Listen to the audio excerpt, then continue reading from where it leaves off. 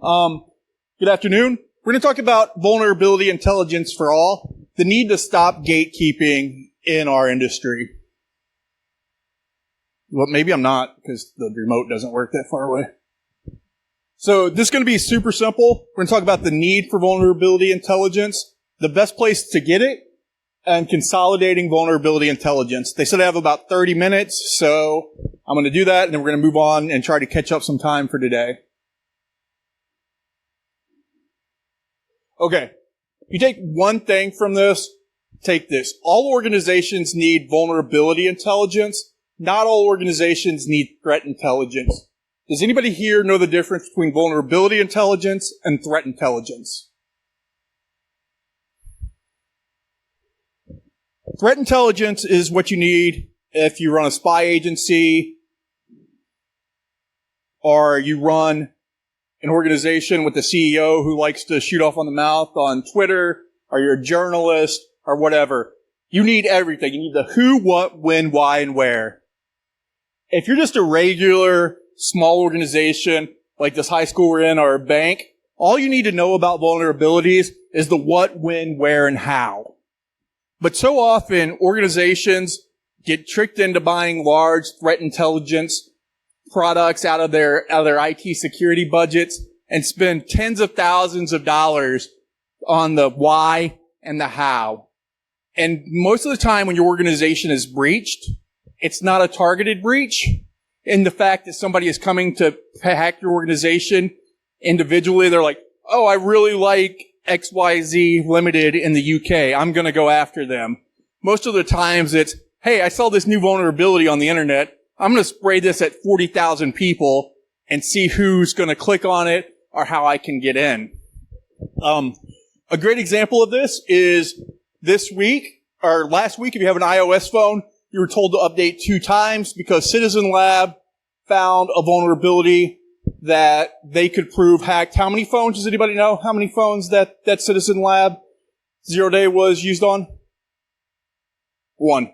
They have one Egyptian reporter whose iPhone was hacked by a 0-day, and every newspaper in the world basically had oh, you have to patch your iOS iPhone now, right? Go for it. You got to do it. The same time, Google Chrome, does anybody here use Google Chrome? Yeah. Google Chrome had a 0-day that was on everybody's system that was being used by spray and pray phishers and hackers and websites, right? So at the end of the day, if you're just reading threat intelligence, keeping up on Bleeping Computer or whatever, you're going to think that iOS vulnerability was just as important to your network to patch as that Chrome vulnerability, when in fact, that Chrome vulnerability is many, many more times likely to affect your network and be how somebody gets into your network than the iOS vulnerability. So that's why I'm giving this talk and the need for this intelligence. So in my previous role, I had a startup called Kino Security. 2 years ago, we were acquired by Cisco Systems. I'm finishing up some time there, and I'm going to then retire.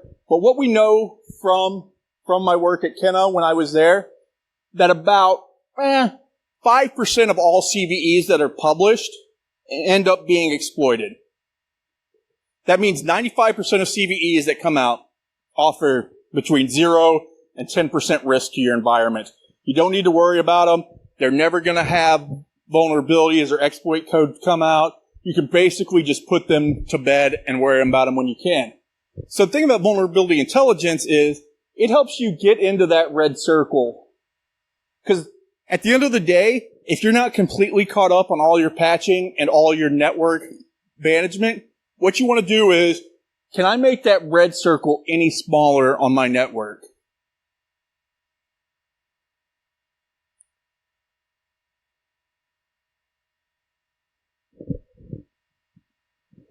So I work with a really great group of data scientists and academics in the United States called the Scientia Institute. And we did this report 2 years ago. And we know that no matter what size your organization is, from a small business with 50 employees to one of the largest companies in the world, you can patch about 12 to 15% of all the vulnerabilities on your network a month. You're never going to catch up.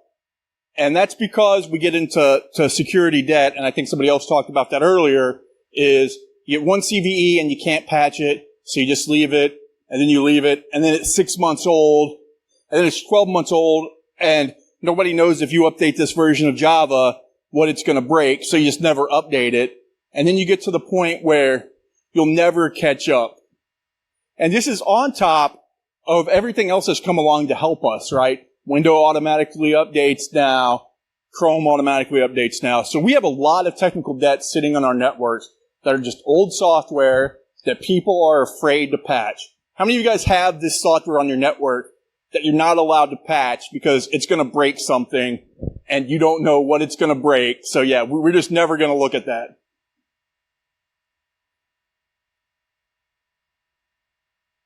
So, and this isn't getting any better. Here's a CVE growth trend for the last few years.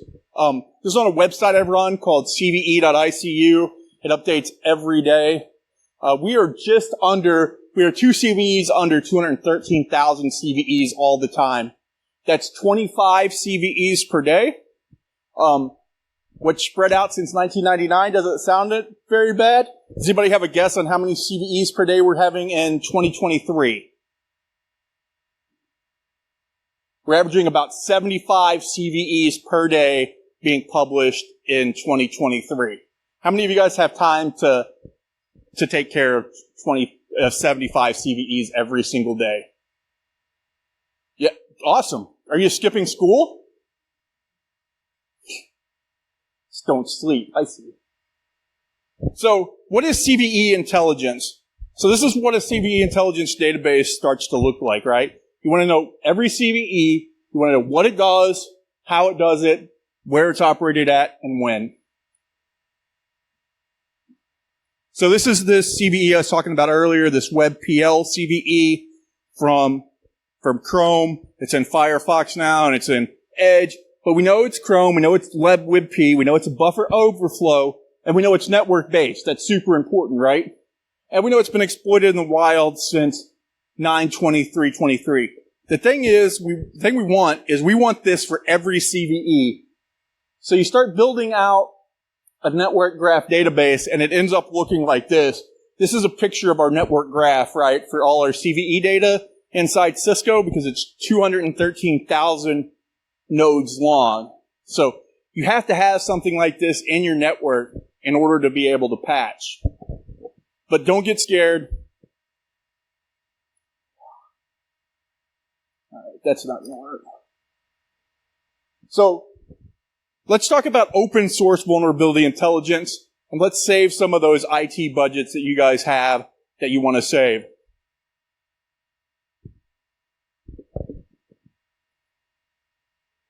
So we're going to talk about high quality sources that you can get for free off the internet today.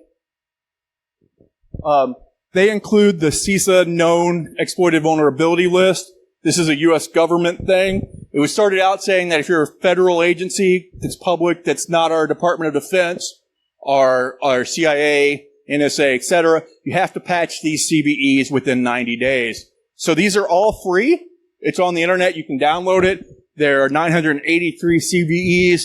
It's continually updated. It's going to be fairly higher than that by the end of the year. We also use Metasploit. All the red teamers will know about this. Metasploit is the framework for popping boxes that have old software on them. But as a blue teamer, we use this same list and say, hey, if this is what they're using to get into our networks, this is what we need to defend against. It's super simple. All these are verified. It's all written in Ruby, so you can go and check and make sure that the code is there. Project Discovery Nuclei is an up-and-comer in the same spot as Metasploit is. It's something that we're using now too. So if you can grab those, that's great. They have about 2,000 CVEs also. And the next thing is the exploit prediction scoring system. This is something that's near and dear to my heart. When we were at Kenna and we were being acquired by Cisco, we gave the first.org, which runs the CVSS project and a couple other projects, part of our patent to be able to release a number between 0 and 100 for every CVE that's out, the likelihood of it being exploited in the next 30 days. It's a really industry-supported tool. I think we're in close to 60 or 70 different tools now. But this is another free thing that if your company is looking for vulnerability, threat intelligence, that you should be using because it's free and it's updated every day. We get data from them, from Cisco, Fortinet, Alien Vault, Scientia, and F5, right? So all the big network providers are basically giving us IDS and IPS data from their sensors every day so we can decide what CVEs are likely to get exploited. If you're interested in this kind of stuff, please catch me after the talk. We have a security interest group that we have running, and it's open to anybody, and we'd love to have more people join and either tell us how they would use the data or how they are using the data. It's a very open community, and we'd love to have more people a part of it.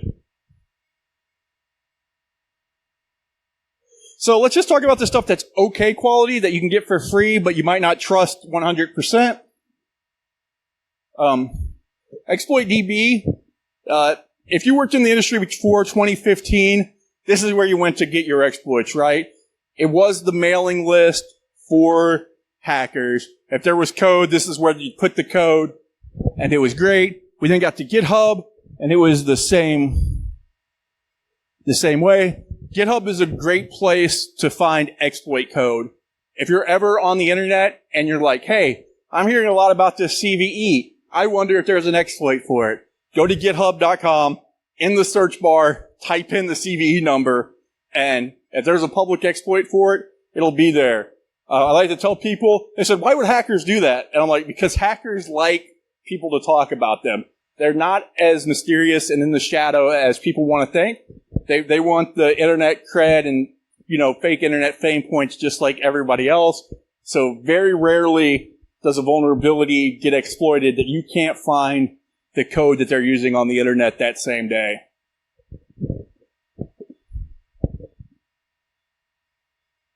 We talked about the exploit database already. It's older CVEs, and it's where to go.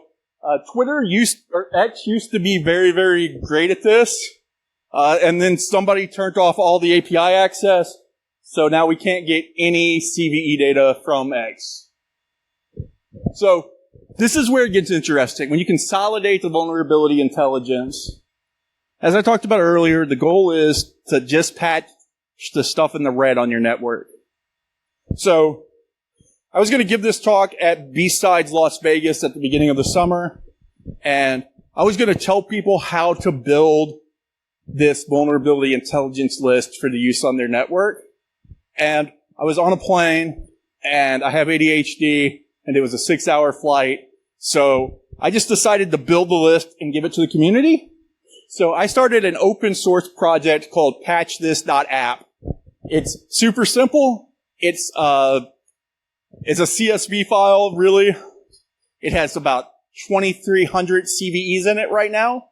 And if you pull down that list, you know that these CVEs are being actively exploited on the internet today because we bring in the data from CISA, from Metasploit, and from first.org that tells us these are being exploited. We consolidate it, we put it in a CSV file, and I post it to the internet every 6 hours. So if you are like, hey, what should I patch today? This is the place you go and you grab it, and you know what's being actively exploited. From there, you can then run it down to, hey, what do I have on my network? What have I already patched?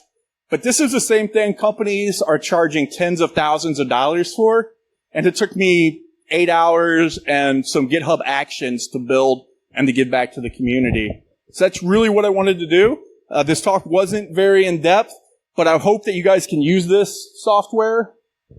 And I'm open to ideas. I will redesign the website. The webpage is something I wrote on a plane, so it looks like I learned HTML in 2002 at a university in Missouri, and I learned HTML in 2002 at a university in Missouri. So, congratulations.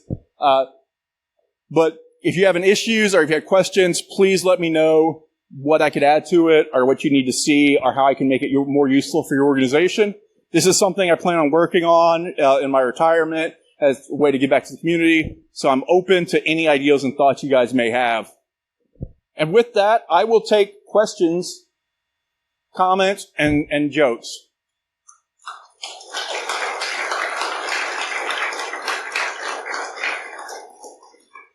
Yes, sir.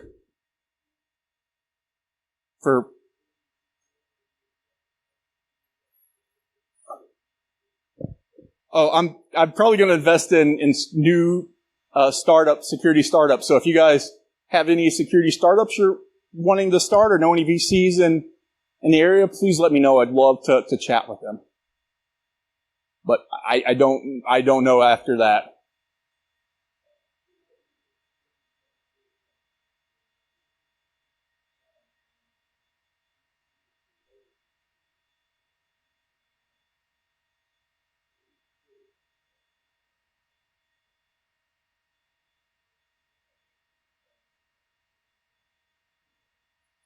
I'm going to feel really old saying this, but LinkedIn has really picked up on the community aspect. Because we look, Twitter was a big source of data for both EPSS and actually for our tools that we sell, and it just fell off. And we're looking now at LinkedIn as the second best source of vulnerability intelligence on the internet. The problem with LinkedIn, like Twitter and like everything else, is that they're trying to stop the AI bots. So they're charging for their API too. If you want to blame anybody for the death of the API, the free API, OpenAI is who you should point your finger at, because they spent the last year and a half just scraping everything they could off the internet, and it's really kind of changed the way smaller organizations and people can collect data off the internet, because nobody wants their data to be used to train an LLM without getting compensated for it. Yes, ma'am. Yeah.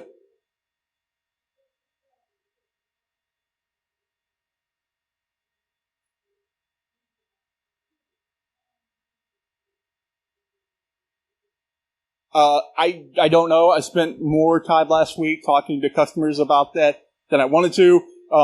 I'll give you the rundown now. Google released a new CVE for it, 51963, I think, and then 2 days later, it was rejected by Google. So, yeah.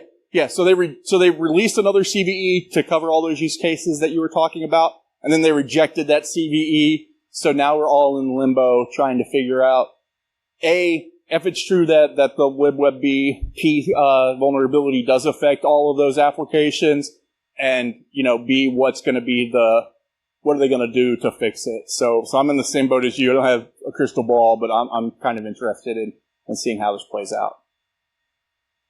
Yes.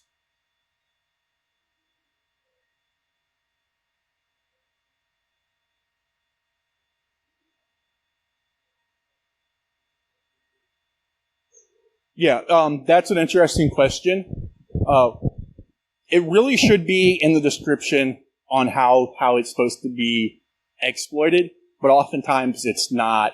When we see that, we actually go back to the CNA, the CVE numbering authority, and ask them to clarify the description. If you can't do that, or if you're just an end user, the best way to do it is you need to have a risk register where you put in there, hey, we looked at this. It has to be configured in X way to be exploited, and we're not configured that way. So we're downgrading this vulnerability from high to medium or low, and we'll get to patching it during our normal patch schedule. Yes.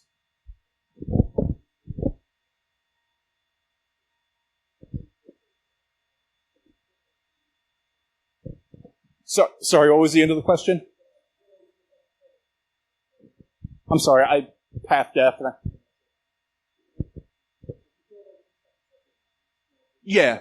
I have, but I'm just as bad as Jekyll as HTML, and HTML was just as easier. But yeah, I could switch to something that's templated.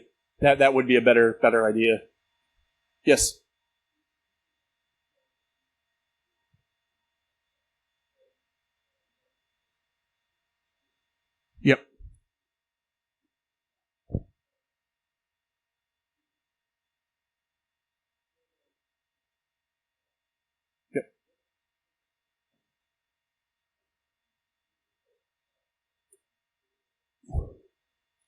Yep. So it has to be added to either Metasploit, and if it's added to Metasploit, it has to have actual code in there. We do trust CISA, Kev, with no further verification. So if they add it to their list, it's normally high enough verification that there is a vulnerability out there that it just gets added straight. And then we use the EPSS list at above 95%, right? So there's still a lot on there, but we're just trying to make this list as small as we can without overdoing it. So it's really finely tuned. And what I tell people is this isn't the end of the list. If you get to this point and you got all of these patched, you're doing the bare minimum, and then I can help you build a list that's more complete. But this is just where you start if you can't get anything done.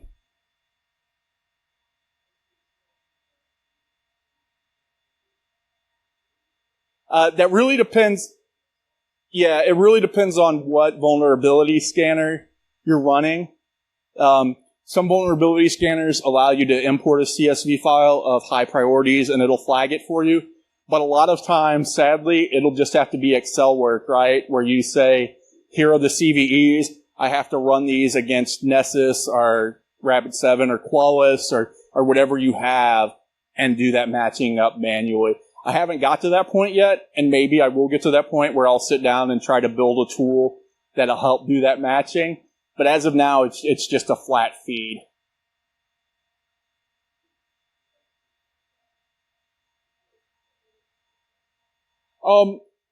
Maybe they should. I'll talk to some of them because they're part of the EPSS and they know about the project, but we'll see. I think that vulnerability scanners are a little hesitant to let people bring in third-party data because they sell add-ons to their data now. So they don't want you to buy somebody else's data and put it in there. And if they're like, oh, you put the free data in there, and they'll be like, oh, you got to put my threat intelligence in there that I charge $100 a month for or whatever. And it's just a slippery slope.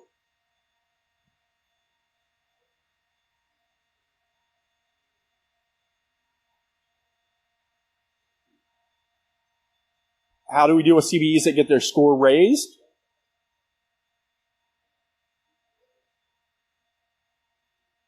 Yep. That's more and more common.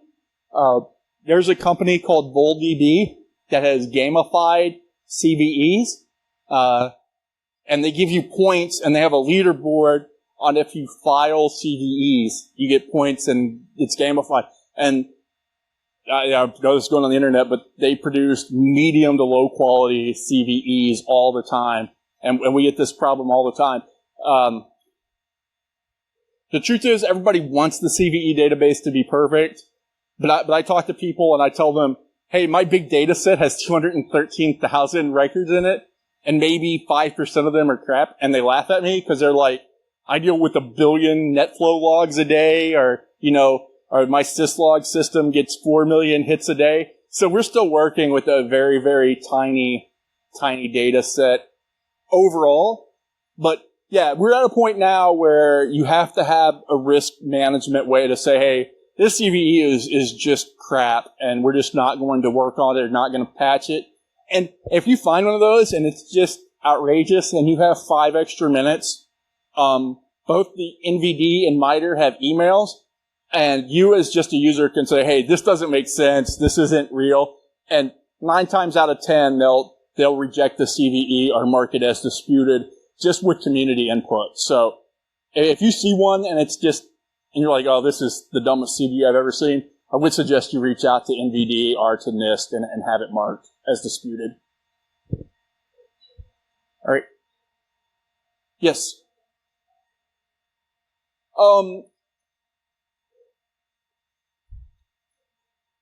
No, I've played around with it. I'm trying to figure out how to be politically correct here. Yeah. CVSS version 4. So the deal with CVSS is they always assume the worst has happened, right? So they put in an exploit factor, a vector, and a couple other vectors. The problem is those vectors are always set to true from the beginning. So if you have a CVE and it's one of the dumb CVEs that we were just talking about, the CVSS4 score is going to have it marked from day one as that it has working exploit code on the internet and that it's being exploited, right? So all you can do is you have to take that CVE and rescore the CVSS 4.0 in your own network and lower the score. So lowering the score on 97% of all CVEs is going to be a headache for most people, and they're just going to leave it. I fought hard. I have email after email where I told them that you're doing it backwards, but they're really, really stuck on they want CVEs to be the worst, or CVSS 4.0 to represent the worst case scenario. So everything in CVSS 4.0 is set to true, and you have to go back and walk the score down yourself on your network. So that's my issue with CVSS version 4.0. The team that worked on it put in a lot of times and a lot of thought. We just have different thoughts on what makes something exploitable and how you should grade something on release. And we're never going to get to the same place. So I'm not, CVSS 4 is an advantage over CVSS 3.1 though. That's my positive spin on the question.